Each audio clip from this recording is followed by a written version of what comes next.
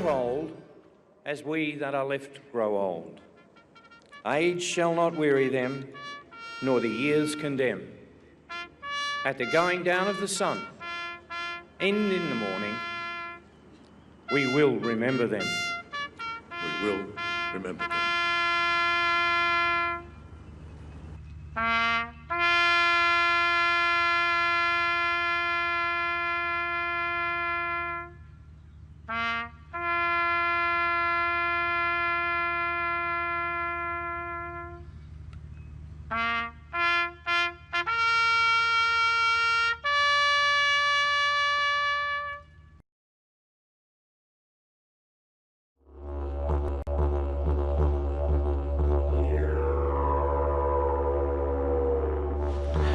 They say it's darkest before the dawn.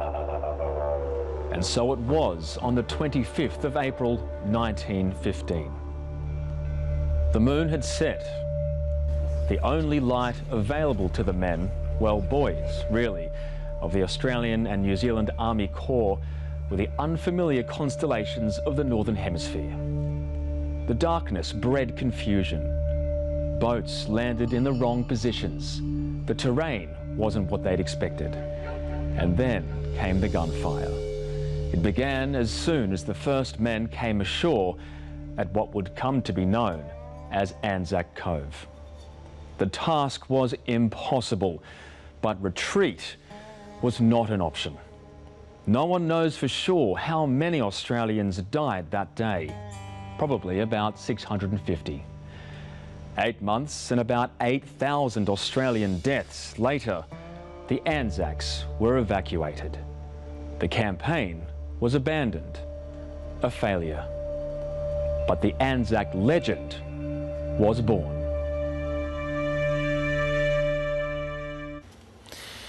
Good evening and welcome to SBS World News. I'm Darren Mara. Around the country and across the world, Australians have remembered Defence Force members who have served and died for their nation. But the solemnity of Anzac Day was marred by the arrest of an IS member in Turkey, believed to be planning a terror attack at a First World War commemoration. The arrest failed to prevent the dawn service at Gallipoli from going ahead, though. Our Anzac coverage begins there. By the shores of Gallipoli, a tribute to the fallen. Australian and New Zealand officials in a united front, marking the Anzac bond forged on these lands. The story of Gallipoli left an indelible mark in our collective history. It is one of our nation's foundational stories, one that means a great deal to a great many people. Australian pilgrims in their hundreds attended the dawn service, despite a security scare that saw a last-minute sweep of the grounds. This Syrian man, believed to be a member of IS, was arrested 100 kilometres from the Gallipoli Cove. Turkey had banned its own citizens from attending the Australian service because of security concerns. But here, the Prime Minister was cautioning linking the two events. The reports that we are receiving are inconclusive about any link between that arrest and any possible planned event at Gallipoli itself. In Christchurch, police circled streets ahead of the dawn service there. Prime Minister Jacinda Ardern touching on the Christchurch attacks in a call for peace. Let us recommit to always remembering our shared humanity, that there is more that unites us than divides us. Among the attendees, one of the victims of the mosque shootings. This is Mustafa Boztaz's 10th Anzac Day service. Originally from Turkey, he was discharged from hospital just 2 days ago. It's very important to show that we are all one and stand together as one. In Auckland, a special appearance by Prince William, laying a wreath at the War Memorial Museum.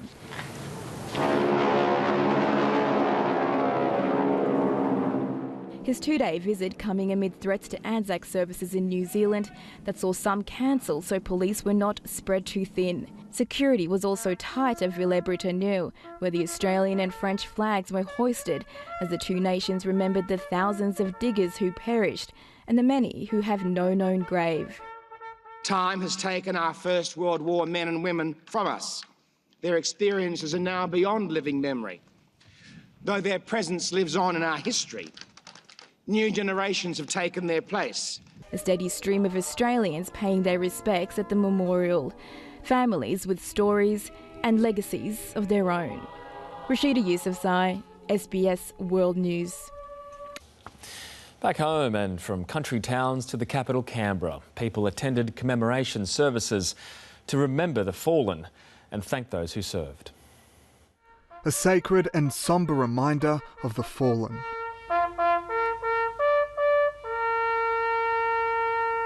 "35,000 people gathered at the Australian War Memorial in the nation's capital. We honour their sacrifice by living a good life in support of others, respecting the freedoms given to us and inspiring others to be and build a better Australia." Also in the darkness, thousands more honouring the Anzac spirit in Sydney. Lest we forget. As dawn broke in Melbourne, they honoured veterans past and present. Numbers down this year, not for security reasons, but according to officials because the day fell during the Easter holiday period. The 104th anniversary of Anzac Day also falling during the federal election. Both leaders suspending campaigning to mark the event. The Prime Minister attended a dawn service in Townsville. Whether it be in Afghanistan or in generations before, the story of Australia's sacrifice in war is also the story of the quiet and deep personal struggles the families left behind. In Darwin, the scene of Japan's deadly air raids in 1942, Bill Shorten reflected on shared values. Australians have served and fought and died for something more simple and more true. The Governor-General, Sir Peter Cosgrove, marking his last Anzac Day in the role in Canberra. Australia stood up for what was right, even when the cost was awful. While thousands of veterans, families and well-wishers pay their respects to the Anzacs, the commemorations have also evolved to focus on the sacrifices of a new generation of veterans. To say to younger servicemen and women and younger veterans and their families that we're proud of what they have done. I started marching probably when I was 5-year-old, wearing my Pop's medals. I'm sorry. People actually realise what war is. And in Perth, two cultures joined to pay tribute to the Indigenous servicemen and women and raise awareness of mental illness and suicide prevention. The Haka for Life and Corroboree for Life groups say they hope to continue the tradition of performing every Anzac Day. Pablo Vinales, SBS World News.